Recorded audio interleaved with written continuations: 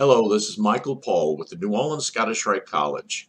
Years ago, I was in an online debate with an anti-Mason who asked me the question, does bigotry exist in Freemasonry? I gave him a straight answer. I told him that bigotry is nowhere in the philosophy or teachings of Freemasonry, but I added that bigotry did exist within the hearts of some Masons who don't understand the teachings of Freemasonry. That started a long back and forth debate as to the actual nature of Freemasonry. I'd like to look at the subject of bigotry and Freemasonry, but like I often find value in doing, I'd like to lead into it from a little different angle. I remember back when my oldest son was about 4 years old. My wife and I were sitting in the living room watching TV one evening. He was in his room playing quietly, or so we thought. All of a sudden, we heard a loud bang and the crashing of glass. We had no idea what was going on, but we rushed into the bedroom. There, with a look of shock on his face, was my son. He was standing on top of the bed with a large broom in his hands and the glass light fixture that was on the ceiling on the floor in pieces. As soon as we realized that he was okay, I asked him what in the world happened. You could see in his eyes that he was working out the best answer. And then with a look of pure innocence, he said, "It wasn't me." Well, since my wife and I had forgotten to take our stupid pills that day, we realized that he was not giving us a completely accurate account of the situation. I guess he figured that his best shot to keep from being in trouble was to try and deny the obvious. It didn't work, but he did try. The truth is that humans of all ages sometimes attempt to deny the obvious in matters that may result in their being viewed in ways that they don't desire. Bigotry is a classic example. Very few want to be labeled as a bigot, regardless if it's deserved or not. This is especially true in Freemasonry. Freemasonry views itself as a moral and upright order that takes good men and gives them the tools to make themselves better. But is that goal always completely successful?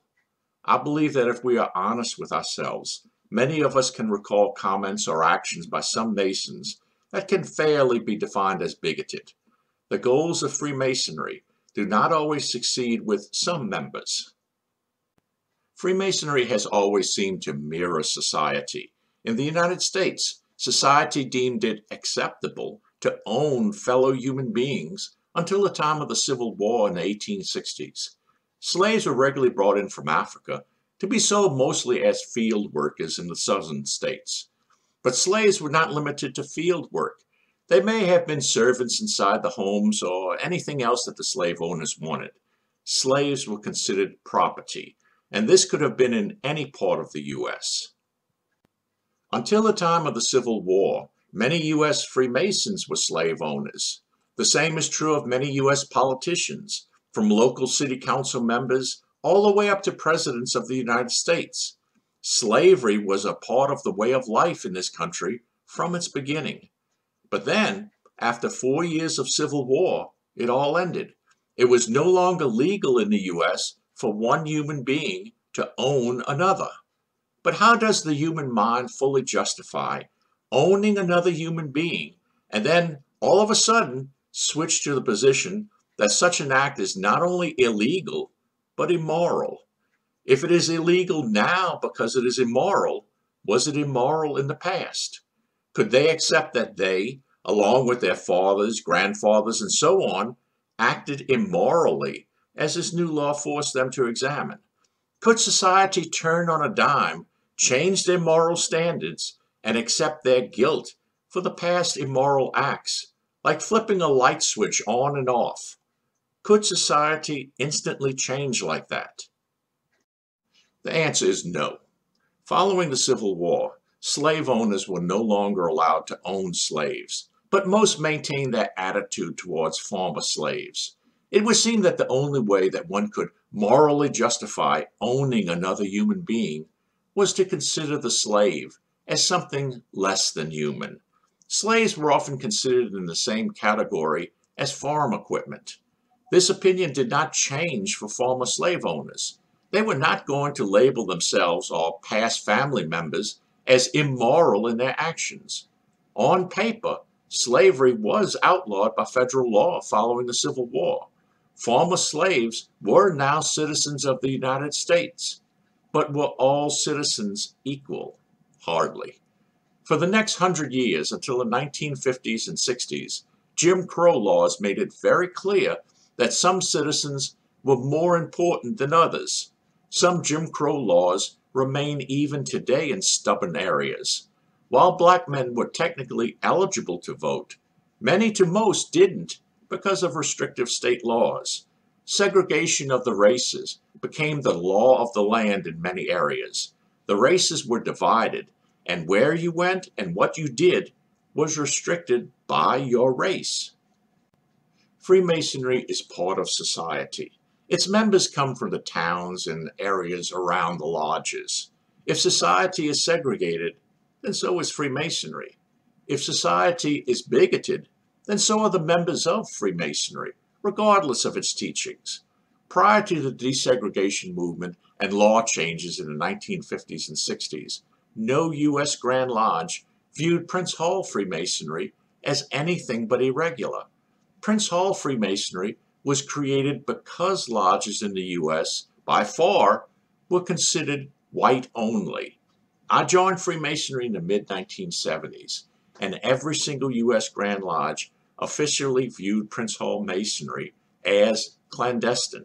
It was not until 1989 that the first U.S. Grand Lodge, the Grand Lodge of Connecticut, entered into fraternal relations with their Prince Hall counterpart. False pride is one of the 7 deadly sins. We can trace so many failures in humanity to acts of ego and pride.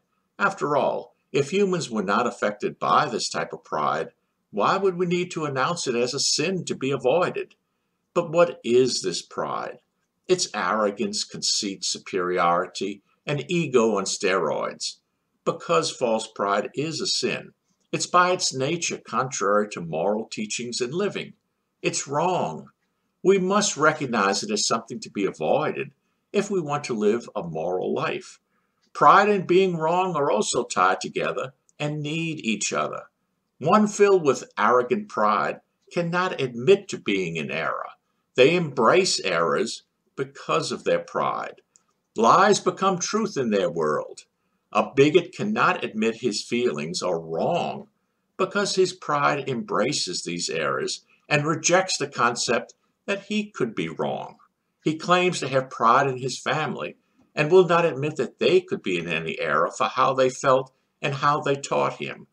This type of pride will not change because to change, one must admit that change is needed. In other words, they are wrong and they won't accept that they could be wrong. When one removes pride from the equation, change takes place. I remember back in my early days of Masonry, there was a Mason that I knew who was in his late 70s. He was always friendly, but somewhat quiet and reserved. In talking with him, it became clear that he had bigoted feelings. This was back in the early 1980s.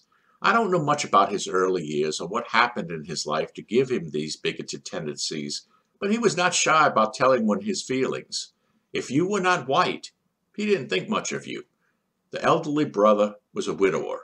He had one daughter who lived about 25 miles outside of New Orleans in a town called La Place. She was married and had several children. I would see the brother at most lodge meetings. I began to notice him becoming even more withdrawn and reserved. He hardly spoke to anyone.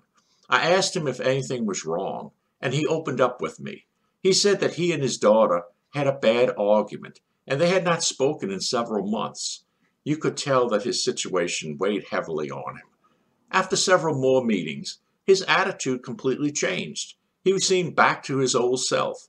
I asked him how things were going with his family situation. He said that everything was fine again, and that he was having dinner at his daughter's house that coming weekend. At the next meeting, I asked him how the dinner went.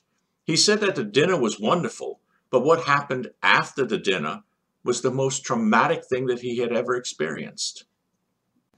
The brother said that he had left his daughter's house about 9 o'clock in the evening and began to drive home.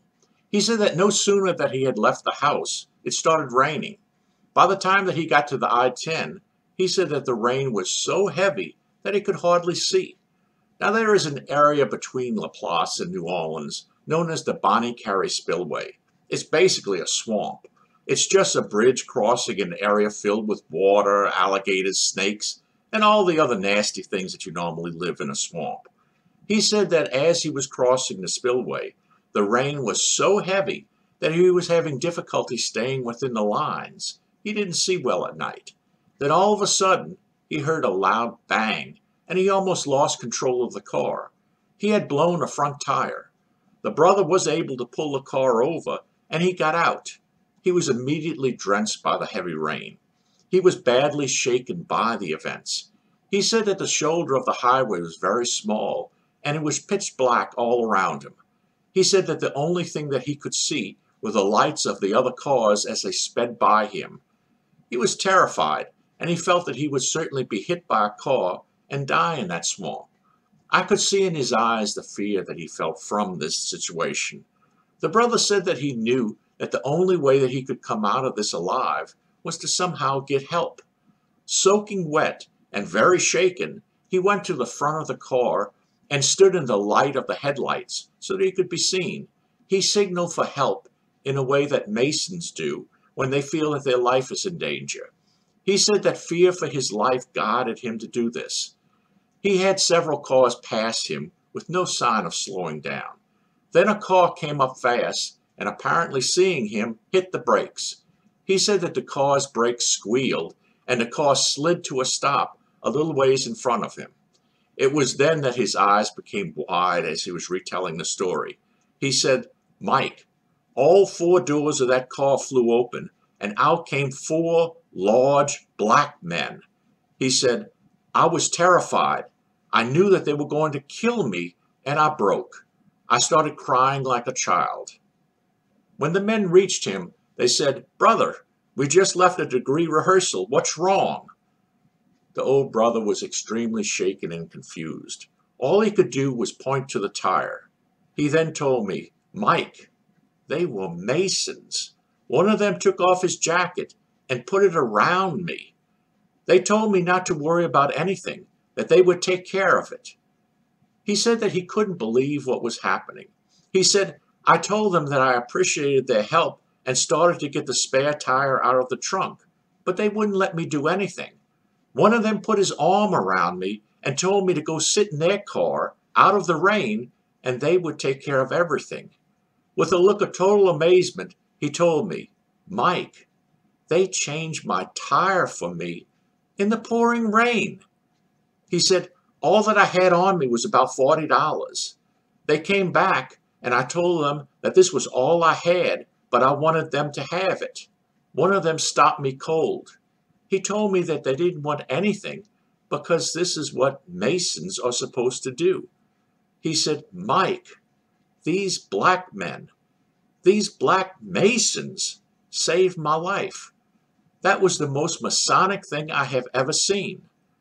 Then he stood there shaking his head and said, "Mike, I have been wrong about these people my whole life. What do I do? I won't live long enough to make the wrong that I have done right." I'm passing on this story as an example that each one of us has within us the ability to change. The stimulus that causes us to change may vary, but we can change. We do not have to be controlled by pride or anything else. Every one of us can look deep in our hearts and recognize errors that have been made in thought and deed. We are not less because we have made errors, but we will not become better if we do not acknowledge the errors, change, and move to the correct path. Humanity needs to be one. Freemasonry needs to be one. We are all God's children, and He loves us all equally. We need to do likewise. We need to look at and judge the internal, not the external. Bigotry has existed and does exist in the hearts of some Masons. It does not have to be that way. We can acknowledge past wrongs, even terrible wrongs, and change our lives, our way of thinking. We can live according to the teachings of Freemasonry. But We need to stop making excuses and do what is needed to be done and live as one people. For God so loved the world, not some of the world. Thank you for watching. If you like the videos, please hit the like button and subscribe to us. See you next time.